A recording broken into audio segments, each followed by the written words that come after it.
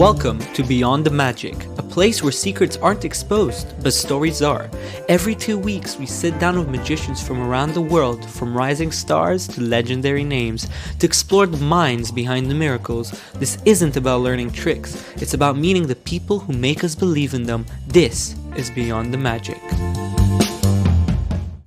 Welcome back to the Beyond the Magic podcast, the podcast where we go deep into the stories, ideas, and the lessons of the world's most fascinating magicians. Here, we bring you guys the most underrated names to the names that you all know and love. Tonight, I am so thrilled to be joined for our third episode by an incredible magician, an incredible creator, the one and only Harri Harrington, also known as Lord Harri. And Harri is one of the most clever thinkers in magic of all time. I'm not even kidding. His outside-the-box methods, his playful approach, and genuine genius creations have blown so many of us away. He's even lectured for our magic community, the Magic Alon Society, last year, and the response was outstanding. He's also released killer effects, even a book really recently or so.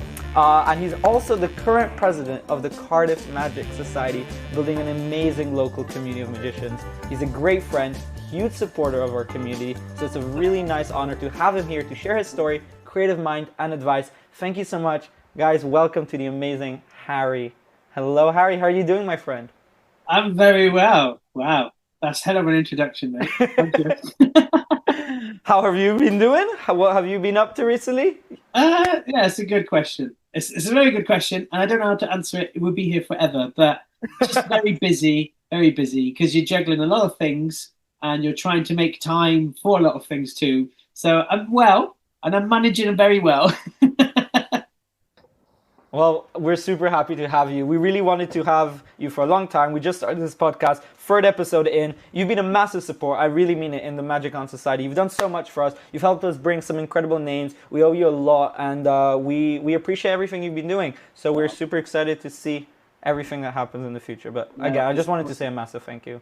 Oh, no, I really appreciate that. And I think what you've built, what you've done, why would anybody not want to help and support that? There's people that I met in Blackpool because we had the Alon Magic Society meetup, and they're sat all with us together, and we're all sharing ideas and, you know, having jokes and performing magic and eating food. And you're like, I wouldn't be sat here if it weren't for that society, for my opening up Blackpool night, you know. So you're doing amazing big things, mate. So of course.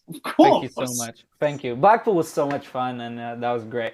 But I am curious, you know, we have to start somewhere, and the best place to start personally is your start, your beginning. I do want to know, like, Harri, you've been in magic for a long time. You clearly have a lot of experience in creating, performing, but where did this all start? Like, where did you realize that magic isn't just a hobby, it's something I want to do as a living? Like, how did all of that come together?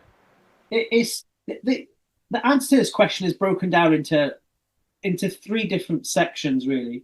But I've always enjoyed and loved magic, but I was never really aware of magic, so to speak, right? Like, you would see it on telly growing up as a kid, amazing, but you never know how you're going to get to that. Now, my dad used to buy me magic kits, or I had a magic kit for Christmas, but my dad learned all the tricks, and I never did. So I remember my dad performing magic at like a Christmas dinner, right, with the family. And I remember that moment, I remember that memory going, wow, that was amazing. How did that work? And I just wanted to know a secret. And he never shared it with me. And that was the end of my magic career. Boom, finished. And then I ended up, I joined the British Army as a medic.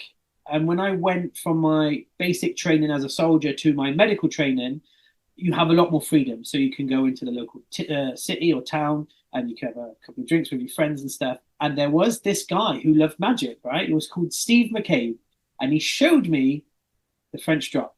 And I remember being blown away by this. Like, how does a coin just completely disappear? And I never forget that. However, he did teach me it.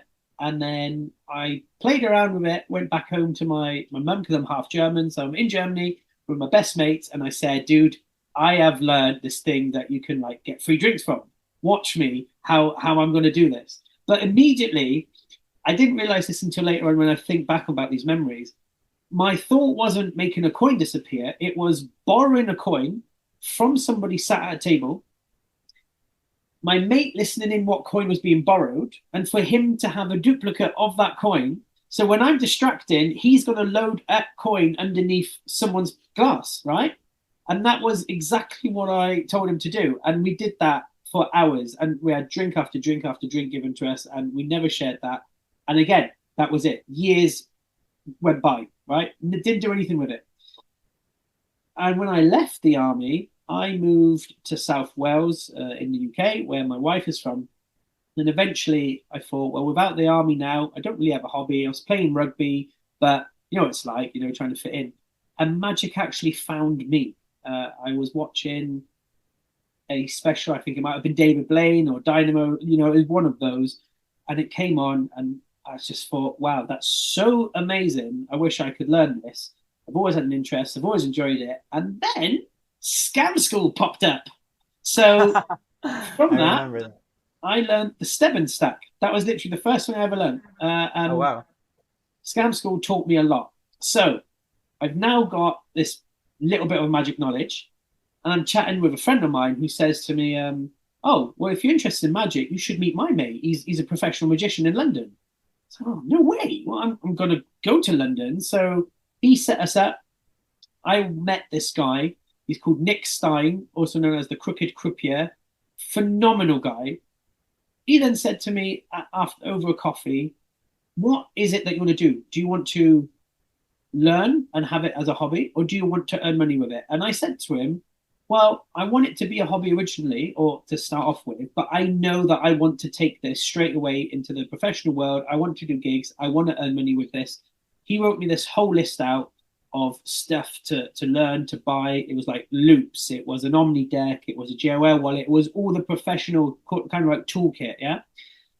And 2 years later, I then ended up having or knowing all this stuff, went to Blackpool Magic Convention. And at this point, I already had a snapper in a Sharpie, because I thought, I'm going to go to Blackpool. Wouldn't it be great to meet all these awesome magicians that I've now learned to know over the last 2 years? Wouldn't it be great to get the signatures, but it's actually a bang Sharpie rather than it being just a bang pen, right? Because that's really obvious. Honestly, that then sparked a path where I fell in love with Kieran Johnson's magic, met Kieran at Blackpool Magic Convention. He invited me to his house, said to him, dude, I need to learn so much from you. I love your style of magic. And he was about to embark on a European tour as a lecturer. So I learned his tricks, went on the road with him for a month. And when I came back, he said, Harri, I promise you, I'm going to pull all my strings and I will get your Bang Sharpie released with Saturn Magic. So only within 2 years and a bit, I'm now at Saturn Magic with my first ever release, my first ever release, and my third year really into magic, or maybe might be a little bit longer. But it was definitely my third Blackpool, and I'm on the stand up from Saturn Magic, and from that, just ideas were pouring in and pouring in, and the moment the creation side really came to light is when I was asked at the year 2020 at Blackpool if I could come and do a lecture for Coventry Magic Club. And I just thought, wow, I don't even know if I've got enough material. But what I'd been doing is writing a lot of ideas down of just stuff. But these were already kind of like thought out things that I wanted to improve, or it's things I saw that I wanted to redo. And yeah, I wrote my first ever lecture notes. It got completely ripped apart by Mark Traversoni and Kieran.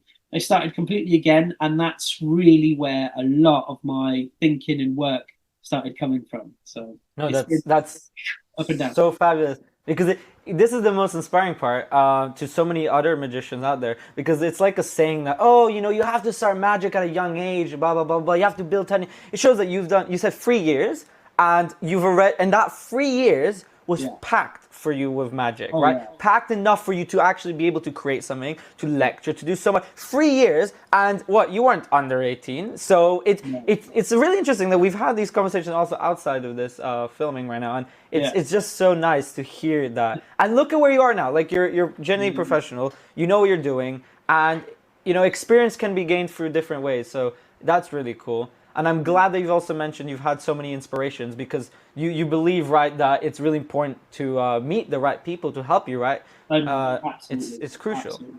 Yeah. So that's great. And then you mentioned the creative side. Here's the part that I'm genuinely super excited to hear from you. Okay. Because, like, you've created a lot. Like, how many tricks? I don't know, over 15 maybe tricks out there? I 10? mean, Over 10? I mean, Loads. Loads. I You've think created the book has got, the I book alone. think, Yeah. about 36 The book. Yeah. of my own tricks in it. There you have it. Over.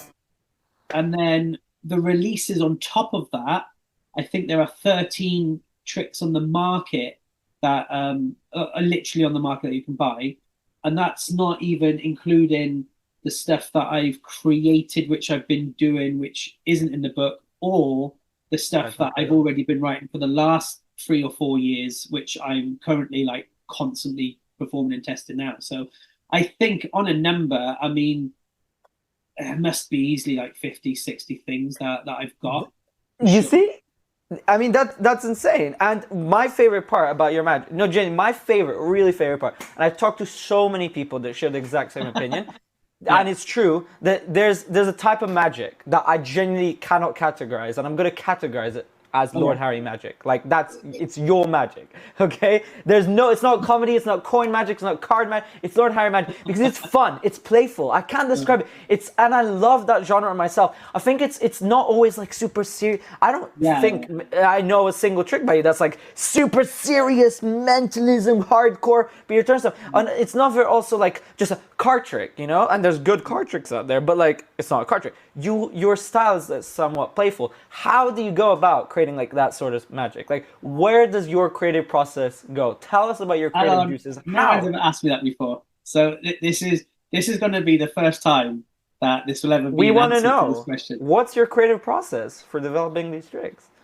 I don't really think I have a step-by-step or method at all in terms of me going, this is what you need to do, blah, blah, blah, blah, right? I don't have that at all. The creative side of magic for me is sharing and talking stuff with people. Okay, so I mean, and we could probably go for this exercise right now. I'm just looking around my room and just trying to. So the inspiration isn't necessarily, oh my God, that's this, that'd be great. It's more of, wow, that trick is great. What would I do with that? And then, okay, what about this? Or can we? Oh, how do I change something to make it a moment, right? So I give you like a little example. Carding Crunchy Bar, right? Which is something that is Kieran Johnson's work. And he's got his certain method of what he does to match up the card as a commencer, right? Now, I enjoy that, but I don't perform it like that. I have a different corner that matches rather than having the quarter like Kieran does, right? And that's purely because Kieran's is absolutely time-saving and quick. Mine, you have to spend a bit more money. Not even mine, but as in my adaptation of that. Spend a bit more time with it. But there was a moment to me where someone said in the performance, oh, what are you going to do with that wrapper right now? You're just going to throw it away? Well, that's not very magical. And I thought, no, he's got a point there. What if realistically, I could pick that wrapper up and say, oh yeah, actually watch it. And it just starts slowly undoing itself and restoring to another chocolate bar, right? So this wasn't anything that just I thought of. This was in the spell of the moment, listening to my audience member say something just really out of the blue, and then me really like going in on it. And then I thought, well, as a convincer, I would have to open it up and I would have to pour down maybe just a little bit of the wrapper, and you would see what looks like a chocolate bar. Now, straight away, there's a trick out there. I can't remember what it's called, but it's a fake Twix chocolate bar. So we know we can pour fake chocolate in like a solid resin thing. So we know we can do that. Memory foam, okay, can be scrunched up, and when enough air is restricted, it will take slower for it to expand. So now we've got a method of how a wrapper can be left on the table and expand. So all I'm going to do is now put this false chocolate bar on top of a bit of memory foam, inside a chocolate wrapper, which if it were printed on Tyvek would constantly keep, and now So we've good. got a restored chocolate bar, and Freaking it was brilliant. just thinking more of what is it that I want to achieve rather than how am I going to do it. So if I said to you right now, I'm gonna make you think of an animal, you're going to be like, well, how? Well, it doesn't matter because the objective of this is more important. I'm going to make you think of this. Love that. Now is the hows and whats, right? But the creative process really is having a good group of mates with you that you can share stuff with and bounce off what they say. And from that, something will come, or you might just look at something and go, oh, hey, tell you what, I saw this the other day. Wouldn't that be a cool little thing to do? And then you're generally running ideas out. But I don't get inspired by a lot of.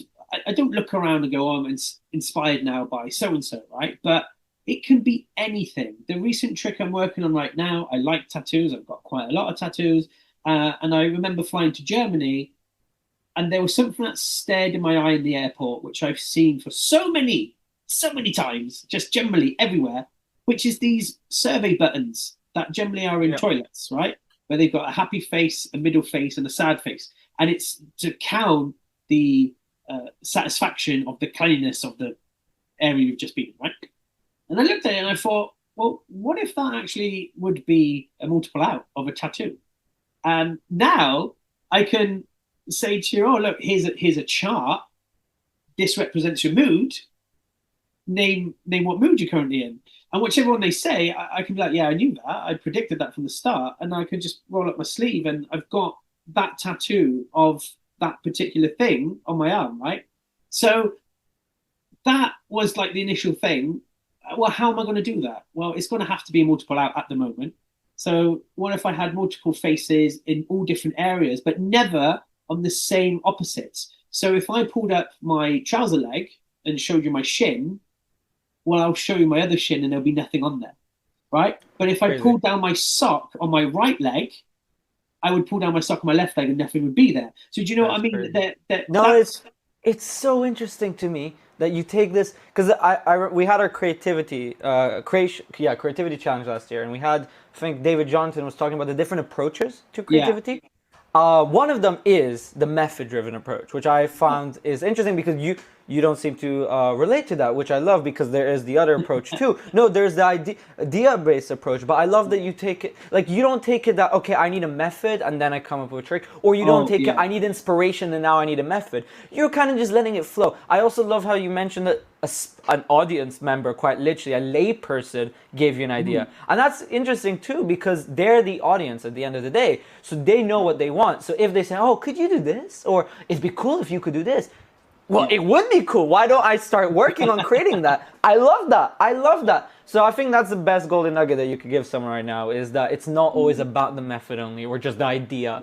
It's just about experimenting and finding where you want to go. There's so many little things, and I generally like even it. Sometimes I think the inspiration of a trick comes a lot, especially for me, comes a lot later than what actually the initial thing is. So I've got this trick with a unicorn puppet, right? Now I remember I've just had the little hand being released, right? And I had a little hand, and I loved it because it was almost like a homage to, I'm a parent now, I can do this. This is really fun, whatever. Cute story, works really well with audiences. And then when I looked into what other finger things there are, and I found this plethora of flipping things you could buy. Well, I love, my daughter loves unicorns and pink. She's a girl. That allows me to love unicorns because, my God, unicorns are awesome. Why would you not like a unicorn? So straight away, I'm like, I'm going to buy this unicorn hand puppet. It turns up, and I remember sitting right here in this particular spot, and I've got this unicorn on my hand, and I'm just like, well, I know it can walk. It's got a head. What can that do?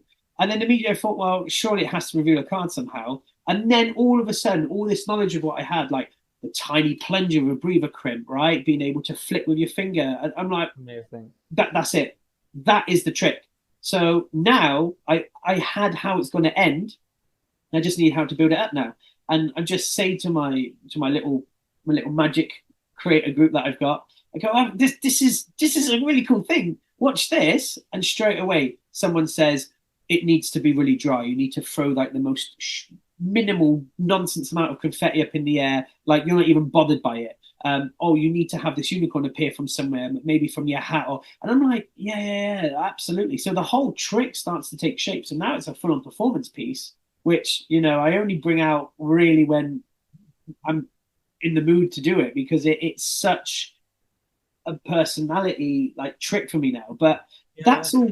I mean, that's like 3 years old now already, right? Amazing. It's great. From the time of it having the thing all the way to where it is now, that's 3 years old. And the first time we performed it was literally this year at the Triple C convention with Chris Pongrick. That was the first time like it's ever really been properly out there. And you just think, I don't even know where that came from. It just it just happened, and that's great. I love that. I genuinely do. I think that's like how creativity in anywhere, whether it's music, magic, whatever, it comes to you. I love that. And then kind of expanding, if you were to give a quick rapid fire advice for this one, because I know there's so many people watching this that have, let's say they've got past the creation, they have a trick they really like with the approach of releasing magic, if there was like just some advice like about lessons you've learned maybe in the past about releasing your creations to the community, like is there something that you learned that might be really valuable to tell people? Because I know it's not the easiest process, let's say. Now early on when I was into magic, and I need to think how I word this, because I don't want it to come across the wrong way. But when you start getting recognized or known for tricks that you've released, you almost get put in this category where if I share an idea, other people are almost more excited to say, oh, I've seen this new thing from Harri, this was a great idea, rather than me sharing it with a friend who we're just two guys doing magic, and then say, oh, actually, Harri, you could do that and that and that. Oh my God, that should be released. Well, now I'm claiming like I've added something to it, and now all of a sudden you get in this weird. So share your ideas with people that you really love and trust, who are excited to support you without ever really wanting to feed off you, if that makes sense. So if I bounce an idea back and forth with someone, happy days. I'm not going to be sharing it with the world and trying to release it with Murphy's tomorrow. You know, I'm generally, if you've said things and you've come up with it, and even if it's something that I don't really want to perform or it's not really me, well, I'm going to put my energy in sharing my thoughts with you, because when you perform it, I'm generally going to be happy for you that you've gone through that way, and I got to see it from its original origin to its end performance now. And I think if you're passionate and excited about magic, that you should be able to support people like this. But I would say share your biggest and most valued ideas with people that generally want to be there to support you and help you, rather than just sharing it with everybody. Because once something's out there, it's very easy for people to take that initial concept, add something to it, and then try and claim it as their own. So to avoid this kind of stuff, write it down and publish it in a PDF somewhere, right? And put it, I don't know if you've got a website, put it on there. It could be sold out, but at least you have physical evidence of that you've done something which you want to protect. But then at the same time, if you want to protect it, then don't share it. But we're magicians. We want to share our excitement and ideas of things that we've done. And honestly, like, you've got a member called Jacob Guts, right? Is it Jacob Guts? I think that's how you say it. The amount of late night jams I've had with that man, or boy, or lad, I don't know. I know he's only young. We have shared some of the most fantastic ideas, to the point where I acted on one of those, just the idea that we had. And then when I showed him, this is the method I've come up to this idea, he generally was like, oh, mate, that's really smart. But we were just throwing ideas at each other rather than actually methods. And then one just really hit me, and I think those are really important sessions. So share it with your friends and your close family, your close magic guys. Yeah. If you're serious about it and you want to release it and share that with people, make sure it's protected in some way or form. Other than that, don't be afraid just to throw stuff at people if you're willing to watch them progress and succeed, because ultimately you're part of that story. So why do you not want to be part of it? That's amazing advice. That really is perfect, and it's not, you know, the cliche sort of thing you hear. So I love that. Taking it to another angle, you Yeah. probably didn't expect me to say this question, but I do, because it's something that recently you experienced. If you'd love to share it, we'd love to hear, because the question is, what's the funniest or most unexpected thing that's ever happened to you during a show? And I'm mentioning one specific recent event that happened to you in Germany. If you'd like to tell that story, it'd be really interesting. But the takeaway from there is, like, I'm curious, like, after you briefly summarize the story right now, what did you take away from it? And, like, what other magicians can learn from it? Because I personally found it educational. Okay. So many things have happened to me in terms of gigs. Like, honestly, it really has. I think that the big message to take away from any of the stories that I might share in the future, or the one that I'm going to share now, is have absolute confidence in yourself and never panic, because you know the stuff. You know your stuff, and there's always other ways of doing it, or always other ways of getting out of things, right? So the recent thing you're referring to is I had a gig in Germany for a wedding. So I packed my suitcase, put my suit in it, and I knew, because of some of the restricted items, and I know some people might really hate me for this, but I carry flash paper with me in the suitcase, right? It's flash paper. Come on, right? I also have a lighter, and I have razor blades for stuff that I do. I think it's generally, if you're a varied performer with varied magic tricks, you're going to carry some odd stuff with you, right? Yeah. So I put it in my suitcase because, of course, I know I can't take it as hold luggage. But I do a very personalized trick, which was inspired again by two Welsh lads, which I was happy, you know, I was lucky to work on their project. And from that idea, another one sparked, and I've got this personalized top table wedding trick, which I always flip in love performing. And I remember having it in my suitcase, and I thought to myself, well, I've never really, I mean, I've flown to Sydney with my magic stuff for a lecture, and that was in my suitcase, and that turned up. You know, there was no reason for me to expect not for my stuff to be there. But something just hit me saying, what if you get to Germany and your suitcase ain't there and your top table trick isn't there? Surely just take your top table trick out and put it in your backpack, so you got it as your actual luggage. I was like, okay, cool. So I did that. Lo and behold, I land in Germany and my suitcase was not loading on the airplane, right? Jeez. So straight away, of course, I'm like, shit. However, I've got one deck of cards with me, and I've got this personalized trick. So in terms of my client, they're still getting this personalized thing that I've made for them. But the guests, well, that's a bit different question, right? I haven't gone into these guests. So Facebook, and generally just being a nice person to as many people as possible, has really helped me with this. I went on Facebook, Magicians Only, and I said, hey, I've landed in Germany. My suitcase hasn't come with me. They've left it in the airport. I need some help, folks. Can anybody help me? Here we go. Also, I have a customer in Germany called Andy Clapp, who's bought from Pocket Miracles for me before. And I remember him being in Hanover, which is very close to where my gig was. So, of course, I reached out to him. I had his number. I rang him. And the amount of people that come together that were messaging me privately, whatever, very, very quickly, I established that between the airport in Cologne and my gig in Hamlin, there was a magic shop. So I stopped off at the magic shop, and it's called Stolina. So give it a good shout out, Stolina Magic. I rocked up in that warehouse and I said, listen, I've got nothing with me at all. I need this, basically. And I just threw all these things out, and the guy, the man that was there was lovely. He just started running around, and he basically put this whole cart together. And I bought stuff like double cross. I don't perform double cross, right? But I know that in this current situation, I know it's going to hit. It's going to be a great trick. Perfect. I also knew that with the information or the knowledge that I've got and the friends that I have, Ben Williams's rings, for example, amazing trick. Well, I know that I need a pack of cards for that, spare, so I can make these gimmicks up, right? Haribo, my own ring impossible location trick. Well, I know that the gimmick you use for it can also be made out of other things. So again, extra card box, any empty card boxes, brilliant.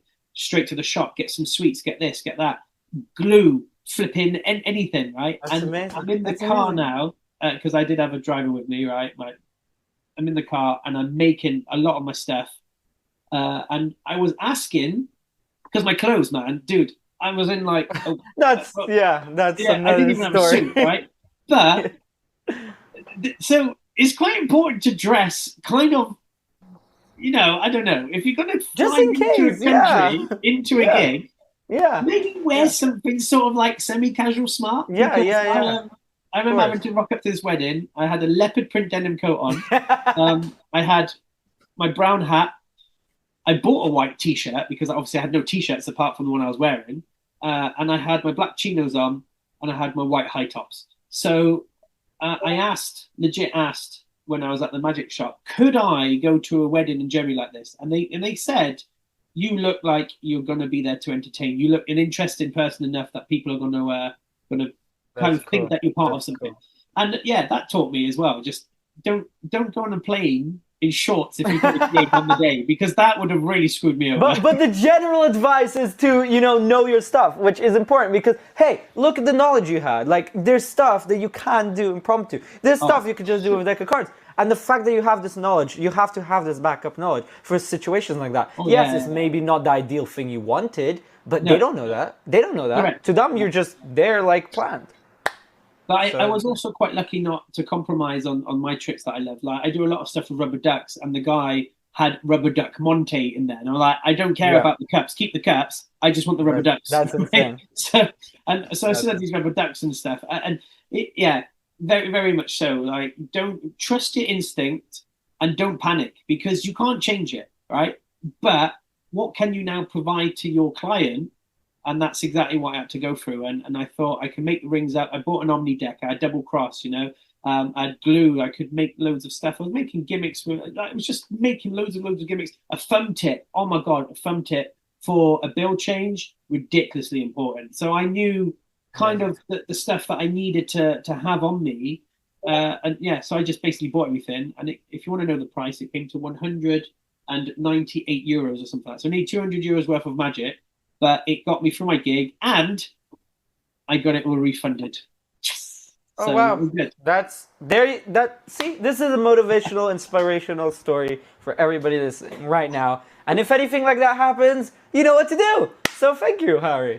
Reach out to the network, the magic community. No, it's important. To help, man. They really are. So it's reach super out to the important. network. Thank you so much for going into that. I am curious for our kind of last question before a special bonus one. And this is probably the most interesting out of them all because, Harri, you have so much coming up. I want to know about the future. What can you tell? Obviously, maybe there's some stuff you can't. But from the stuff that you can tell us, what's the future look like? Any exciting releases? This is your chance. Tell everybody. Tell the world. Okay. And any other valuable advice you might have? Well, I'm working on some new fun material, which I'm having a lot of fun with. So there'll definitely be more coming out. In terms of releases, I've got a release scheduled for Blackpool with James Keatley and Kev G. So we're going to have some amazing brains on that. Love those guys. Again, bouncing ideas off people. And Jack Magic is going to be in collaboration with Lord Harri. So that's going to be quite fun. Because James Keatley is such a close friend of mine. So this is amazing. He's amazing.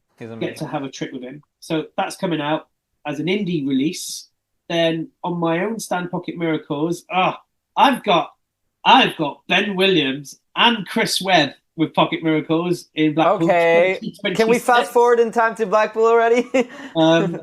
Again, because I was chatting to him and I just said, like, come on, you don't want to be in Blackpool and trading. It's a long, long, long day. And them two were like, no, we want to be able to do something. So team up, man, team up. So I know Chris is working on stuff. I know Ben's working on stuff. For me personally, the tattoo trick, I've got my prototypes here that I've been making. So I'm pretty sure that'll be coming out. I released a trick called Last Supper, which I know you've seen, Alon, and not many people have, but I released at the Triple C. So that's, I think, going to be more available for Blackpool as well. So I've got two of my own things that I'm taking to Blackpool. one of the ones with James Keatley and Kev G. So that's 3 releases. I'm writing my second book currently, but I think it's going to be quite a way off, actually, because, I mean, the material in there, God, I'm so excited to share, like, all the material in it, and I could spend hours taking. It's just so much fun, and it is just really delving into my playfulness in Magic, because that's what I love. That's what I'm saying. That's your style. Yeah. And I think the more playful I get, and the more playful the ideas come together, I just have more fun performing it, right? And it could be anything, you know. It doesn't have to be crazy things. But yeah, and then I've got other stuff of mine which could become commercial releases, but I've never really made it commercial or commercially available. So I've still got those to kind of back up with. Apart from that, well, I'm always open to the opportunities crossing. Like Alakazam, I've just had my first collab with Alakazam with What 3 Words, Where in the World Using What 3 Words. Yeah. So they took that product on and they helped me shift a load that I had left. And Peter Nardi and Harri, they're just, I mean, Alakazam generally is just phenomenal. So amazing. Trying to collab with them. Saturn Magic, when I left Saturn Magic, Mark Traversoni said to me at the time, you know, says, if you've got anything that you want to release with us, and I always, Harri, the door's open. So if anything does come where I'm like, this is a commercial trick, this is what I want to share commercially, then, you know. But I think thank you. Releasing is my thing at the moment. I love it. Thanks for sharing that. We're super excited to see your future. And we're always going to support you with that. So you're amazing. Oh, and I'm lecturing at Triple C next year. Amazing. Yeah. Well, here's the fun part. I absolutely love this part, because to anybody just tuning into this podcast, first of all, you should be watching the other episodes. They're absolutely full of value. We just had Ben Seidman last 2 weeks ago. A phenomenal, valuable episode. But he actually left a question for you, Harri. We do this thing on the Beyond the Magic podcast where the previous guest leaves a question for the current guest. And a few of you have messaged, actually, if you could hear the question for the next guest live. And my answer is no. We do it behind the scenes for a purpose. So you guys stay tuned and excited to see what's coming next. So sorry about that. But let's find out what Ben's question is. It's very interesting, very exciting. And I think it's going to help a lot of people out. Ben is curious. This is really interesting. And it might take you a while to think too. But are there any factors? What are the factors that are preventing you from getting closer to the magician you actually want to be? And this is stuff that you can control, internal, not external, not networking. This is stuff that you can act on today. What are those factors? And like, it's such an interesting question because everybody wants to be, you know, the best they can. What do you think you can do? What can you do? I know. Okay, let me start off this with. For me, the external factors are just as important, which are stopping me doing a lot of stuff, because being a family man, having a daughter, my time needs to be managed, okay? And sometimes the priority of being there for my family takes over from trying to do magic or even sitting here and trying to create magic, right? So to put that in an internal translation, it means my management of my time needs to be better. So it allows me to commit more to the goals I want to achieve. The other internal factors I would say is stop procrastinating and figure out what things will help you more. Now, I'm a sucker for this, where an inspiration of an idea will come to me and I'll work on that rather than responding to my 5 emails for my clients, or it will stop me from sending out emails to get leads for like Christmas, for example, right? That I need to stop doing that and prioritize. And I know that that's all the fun stuff, but this is important because this is what's paying my bills and everything else. The other thing that's stopping me is probably putting more. Yeah, I think it's time management. It absolutely has to be time management. If I manage my time better and I give myself maybe 2 hours a day to achieve everything I need to do, and you know, I think I would probably get to my goal a lot quicker than what I am. I love that. That's perfect. No, Jenny, that's perfect. And I think a lot of people could relate to that. And I think it's valuable. It's really important and valuable to understand. I think the first step is understanding what you can improve, what you need to do, and just it's as simple as acting on it. And of course, it's